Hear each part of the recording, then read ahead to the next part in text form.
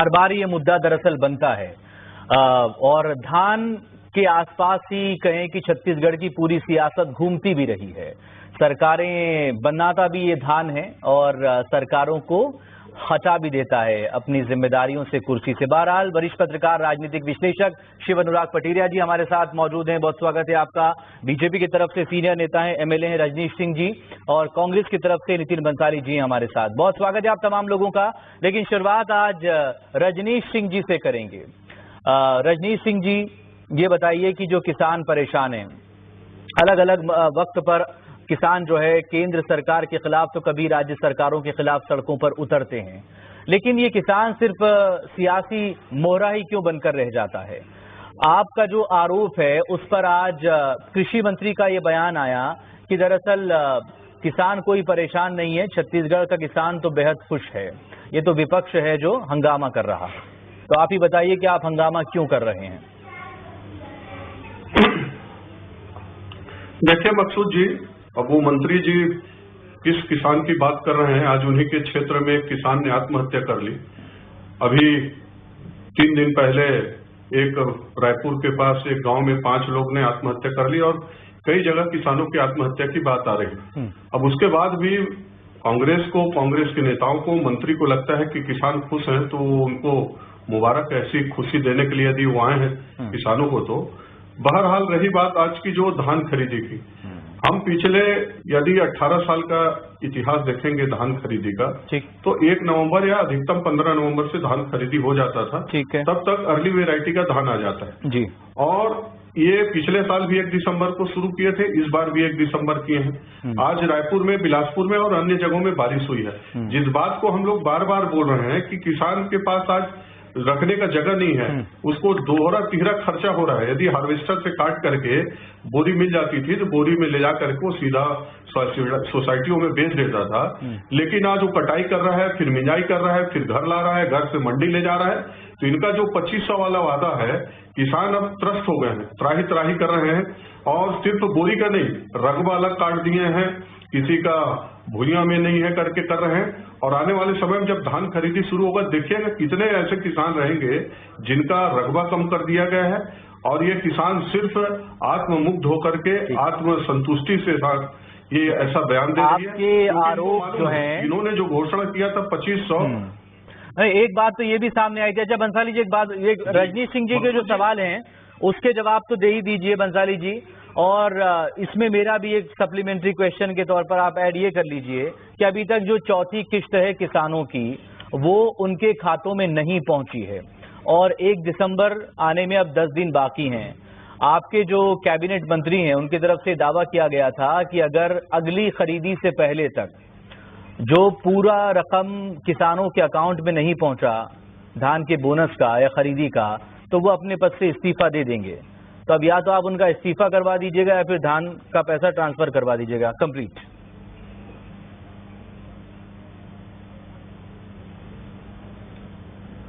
हमने पूरी ईमानदारी से चुनाव से पूर्व जो घोषणा पत्र हमने जारी किया था, उन घोषणा पत्र के में किए गए वादों को पूरा कर रहे हैं। भारतीय जनता पार्टी के 15 वर्षों के जैसे शासनकाल जो उन्होंने चलाया झूठ बोलकर, ऐसा कहीं पे भी नहीं है।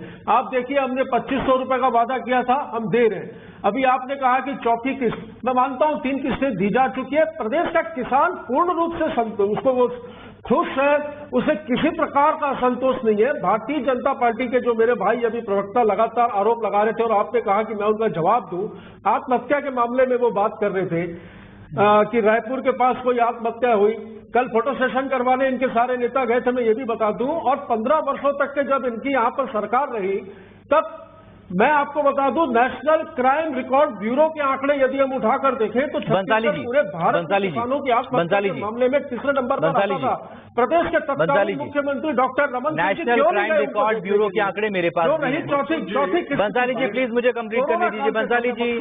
बंसाली जी 15 साल बाद बम्पर मेजॉरिटी आपको छत्तीसगढ़ के किसानों ने, छत्तीसगढ़ की जनता ने इसीलिए दी थी कि भाई पुरानी सरकार ने कुछ तो गलत किया होगा, या फिर वो कुछ नया बदलाव चाहते होंगे, या फिर वो नई उम्मीदें नई सरकार में देख रहे होंगे। भाई पिछले 15 साल से आज की सरकार का क्या मतलब? 2 साल हो गए ना आपको धान खरीदते हुए। आप नई व्यवस्था क्या कर रहे हैं, आप इस पर जवाब दीजिए। आपसे सवाल पूछे जाएं, आप वो 15 साल का वो पुराना रोना लेकर बैठ जाते हैं। व्यवस्था में 2500 रुपए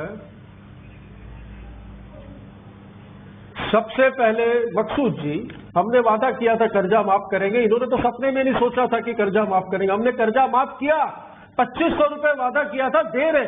एक किस्त यदि थोड़ी आगे पीछे हुई है, सब जानते हैं कि कोरोना काल के दौरान सारी अर्थव्यवस्था पूरी। यदि आपको नहीं ध्यान होगा तो जान लीजिए किसानों का कर्जा माफ भारतीय जनता पार्टी 1990 से शुरू कर चुकी है। वो भी हम देंगे, झूठ नहीं बोलेंगे, झूठ नहीं बोलेंगे, झूठ नहीं बोलेंगे।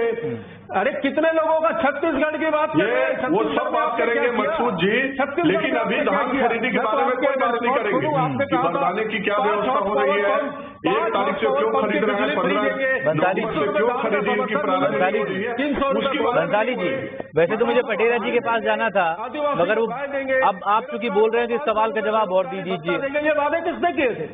अरे बंसाली जी, लेकिन आप बताइए 1 दिसंबर को धान की आप खरीदी करेंगे, किसानों का धान कटकर या तो खेत में पड़ा हुआ है या फिर उसके पास रखने के लिए जगह नहीं है, क्योंकि रायपुर, बिलासपुर और इस इलाके में बारिश हो रही है। आप भीगा हुआ धान खरीदेंगे, धान खराब हो जाएगा तो उसका हर्जाना कौन भरेगा, या उस किसान को क्या मिलेगा बताइए। बारदाना नहीं था हमारे पास, हम शुरू से कह रहे हैं किसान के पास स्टोर करने के लिए जगह नहीं है, किसान के पास धान को रखने के लिए बड़ी छत नहीं है। स्तर के नेता हैं, आप समझिए किसानों की परेशानी को। बारदाना दिलवा दे। यही स्थिति बारदानों के अभाव में, मकसूद जी यही स्थिति बारदानों के अभाव में सोसाइटियों में भी होती। हमने चबूतरे बनवाए, आपने कहा हमने क्या किया, कर्जा माफ किया, 2500 रुपए धान का समर्थन मूल्य देने की घोषणा की थी, वो पूरा कर रहे हैं। समितियों में, उपार्जन केंद्रों में हम चबूतरे बनवा रहे हैं ताकि वहां पर धान लाकर किसान सुरक्षित रख सके और उसकी उपज सही मूल्य। किस मत से इसके इन लोगों के पास भारतीय रजनीश सिंह जी को बोल रहे हैं, किस मत से साहब बोलिए। किसान कहीं पे भी असंतोष, रजनीश जी बोलिए। लेकिन आप लोगों को राजनीति करनी है, बयानों में जीवित रहना है, बोल रहे हैं चबूतरा। जरा इनसे पूछे तो किस मत से कर रहे हैं। केंद्र सरकार की राष्ट्रीय रोजगार गारंटी योजना के तहत दिया जा रहा है पैसा, उसी का चबूतरा बना रहे हैं। राज्य सरकार का 1 रुपया नहीं लगा है। दूसरी बात, ये बार बार बोल रहे हैं बरदाना नहीं मिला, केंद्र ने बरदाना नहीं मिला। इनको आज पहली बार मालूम हुआ है। मेरे को बताइए, पिछले साल जीएसटी का 75 लाख मीट्रिक टन धान खरीदी किए थे, उसको बोरी में रखे थे ना, वो पूरा बोरी या तो जला दिए या बेच दिए या नष्ट हो गया, कुछ तो बचा होगा। पिछले कई सालों से धान खरीदी हो रहा है, इनको पूरा 90 लाख मीट्रिक टन के लिए नया बोरा चाहिए। और जब बोरा चाहिए था, इनको मालूम है कि कहां से इनको बोरा सप्लाई होता है, तो इनको पहले से ऑर्डर करना था। करोड़ों 1,44,000 बारदाने लगभग पिछले वर्षों के हमने कस्टम मिलिंग में जो राइस मिलों को धान उपार्जन के लिए, धान के मिलिंग के लिए दिए थे, वो भी मंगवाए हैं सोसाइटियों से। अरे तो पहले जो पिछले वर्ष धान खरीदी के जो शेष बचे थे, सारे बारदानों की हम नहीं चला सकते, बारदानों को व्यवस्था भी की है, व्यवस्था भी की है। 3 लाख बारदाने, 3 केंद्र नहीं दे रहा है, बरदाना नहीं दे रहा है, हमने मांग की थी 1,40,000 सबको उपलब्ध। आप अपनी जिम्मेदारियों से बताइए 1 दिसंबर से धान खरीदी क्यों हो रहा है? आपका बोरी क्यों नहीं पहुंचा है सोसाइटियों में? पटेरा जी से बात बारिश हो रहा है, धान नुकसान होगा, 1 महीने तक छुट्टी जाएगी।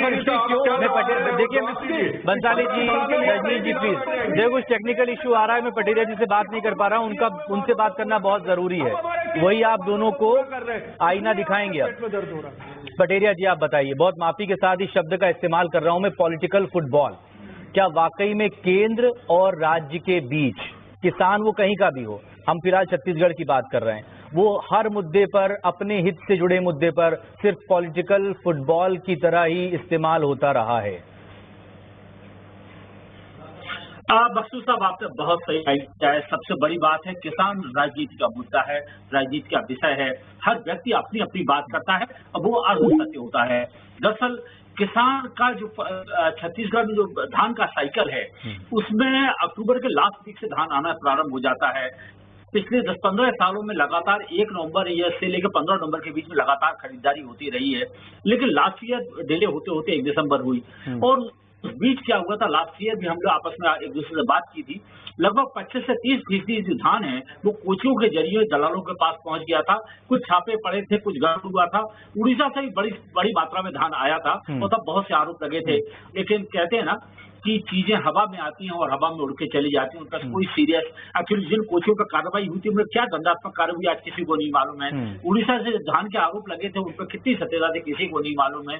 दरअसल आपको ये मानना पड़ेगा कि 90-120 दिन के आसपास का साइकिल धान का होता है और इसमें वो कर्ज लेके रिश्तेदारों से, घर से कुल मिला के अपनी खेती करता है। जब उसे लगता है कि विलंबन हो रहा है तो वो सस्ते में भी बेचने के अभी भी सरकार पटेरिया जी और पटेल जी अभी भी सरकार जो है वो सख्ती का दावा कर रही है कि बाहर के से धान वो आने नहीं देगी। अगर कोई आ भी रहा है तो उसकी क्वालिटी ये होनी चाहिए कि 1900 रुपए से ज्यादा की उसकी कीमत हो। लेकिन किसान को इस बात से क्या मतलब कि केंद्र सरकार ने बारदाना दिया या नहीं दिया, केंद्र सरकार कितना खरीदेगी या नहीं खरीदेगी, और राज्य सरकार भाई उसको तो अपनी मेहनत की उपज का उसको मुनाफा चाहिए, उसको अपनी कीमत चाहिए।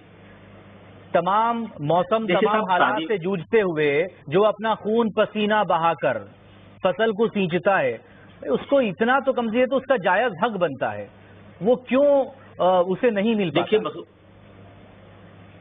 मकसूद साहब, मैं तो गांव से निकला व्यक्ति हूँ, खेती मेरा बैकग्राउंड है, भली पत्रकारिता में आज हूँ, लेकिन सबसे बड़ी बात है खेती किसानी वाले के पास बहुत टाइट पोजीशन रहती है।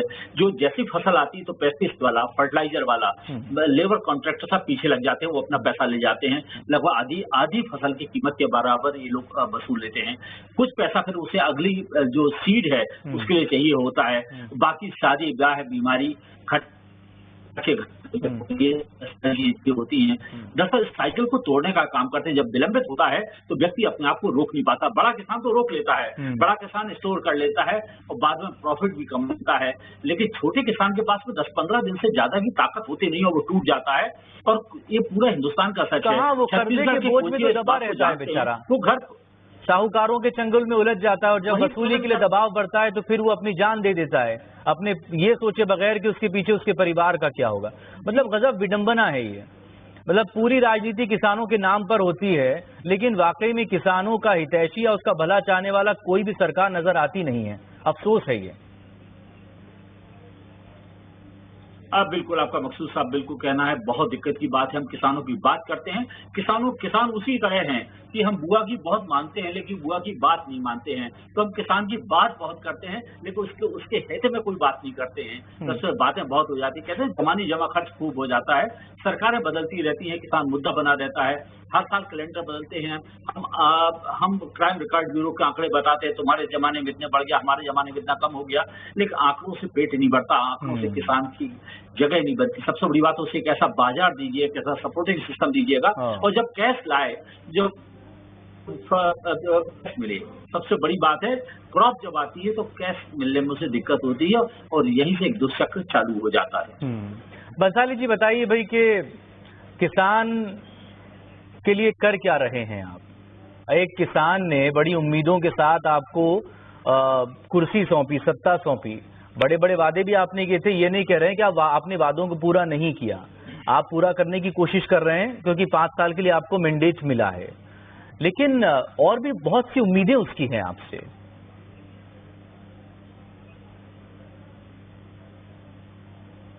किसानों को कहीं असंतोष नहीं है मकसूद जी, किसान बिल्कुल खुशहाल है। आप देखिए पूरे देश में सबसे ज्यादा ऑटोमोबाइल सेक्टर में इस बार दिवाली में यदि बिक्री हुई है तो वो ग्रामीण अंचलों में किसानों और ग्रामीण क्षेत्रों के लोगों द्वारा ही की गई है।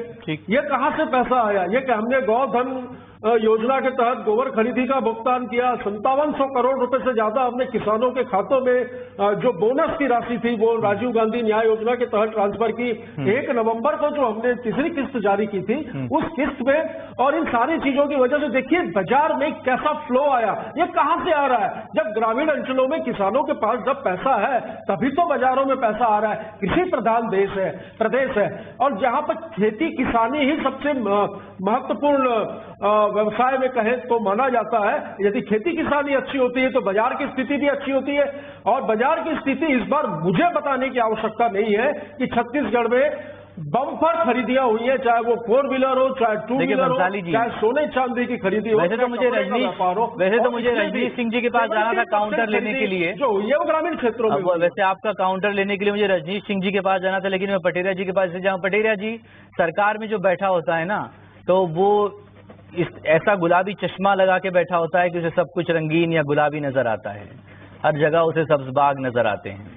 तो ये सरकारों की परेशानी है, अब फिर शायद चरित्र है सरकारों का, उनको सब कुछ आराम से, सब कुछ नॉर्मल नजर आता है।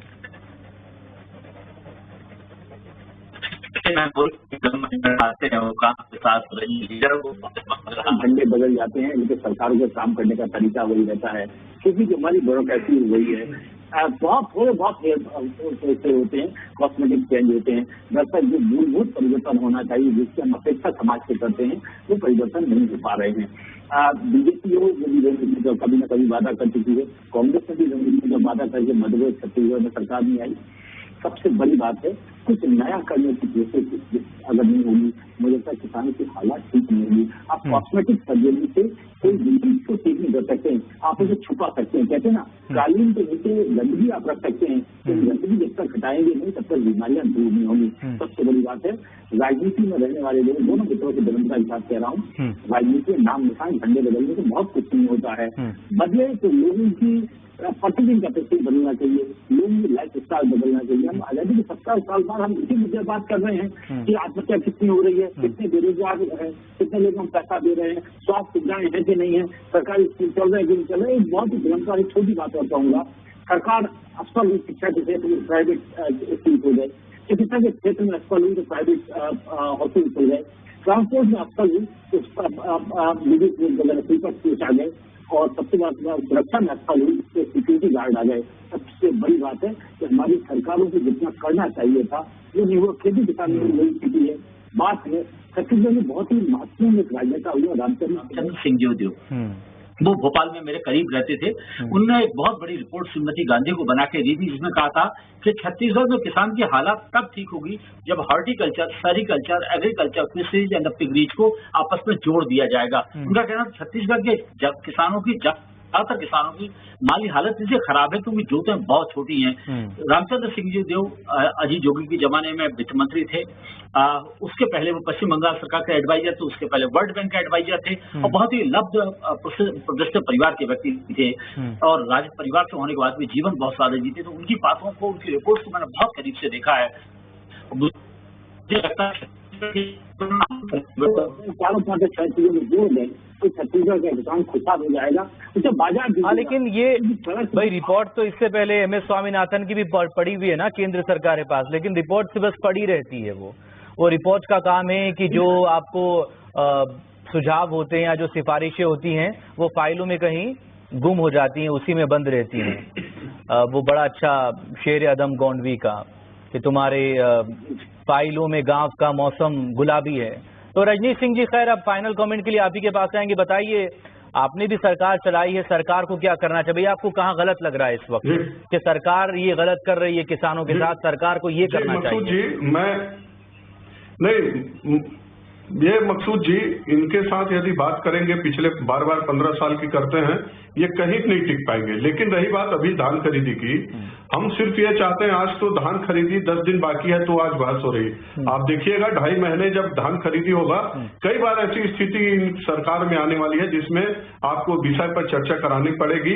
हम ये चाहते हैं कि कारण तो बता देते कि 1 दिसंबर करने क्या पीछे है, पिछले साल भी किए, इस साल भी, और इनको धान खरीदी करना चाहिए, बरदाने का इंतजाम करना चाहिए, और जितना जल्दी हो सके ये धान खरीदी के साथ साथ जो एक किस्त बचा हुआ है उसको दें, और जो अभी धान खरीदेंगे उसका भी भुगतान करने सुनिश्चित कर ले। हमको अभी इन सब बातों पे बहुत ही संशय की स्थिति बनी हुई है कि धान भी खरीदेंगे, उसका पेमेंट कब होगा। हम वो जो न्याय योजना और ये योजना चला रहे हो, अतिरिक्त राशि कब देंगे वो तो दिख गया। अभी चौथी किस्त को मार्च में देंगे वाली बात है, मंत्री जी ने बोला, उसको भी देखेंगे कि वो अपने वादे में, अपनी बातों में कितना रहता है। ये सरकार अभी जो अपना वादा की है 1 दिसंबर से धान खरीदे, अभी आप ही बता रहे थे कि 1,25,00,000 मीट्रिक टन धान खरीदी, बंसाली जी, ये धान होने वाला। अच्छा बंसाली जी, फाइनल कमेंट आप दे दीजिए आपके। बंसाली जी, भाई इस बार तो आपने कह दिया कि बारदानों की कमी है, वजह लॉकडाउन बता दी। पिछली बार भी तो आपने 1 ही दिसंबर को खरीदा था।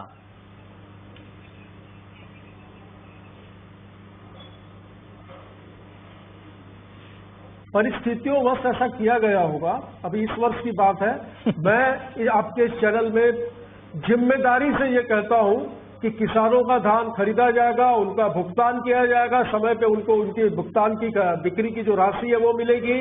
तस्करी रोकने के लिए सरकार ने जो कदम उठाए हैं वो भी आप देखिएगा, इसका भी निश्चित तौर पर। चले, आपने फिर से एक उम्मीद पकड़ा दी किसान को, तस्करी रोकने के लिए भी, और एक और वादा आपने कर लिया। खैर, बहुत से पहले वादे भी आपके ऊपर उधार हैं, तो वो उधारी वाली किस्त भी चुका दीजिए और उन पुराने वादों को भी पूरा करिए। हम तो यही कह सकते हैं बस आपसे। बहुत शुक्रिया रजनीश सिंह जी, बंसाली जी, बहुत शुक्रिया। पटेरिया जी हमारे साथ जुड़े थे। छोटे से ब्रेक के बाद खबरें जारी हैं, आप बने रहिए हमारे साथ।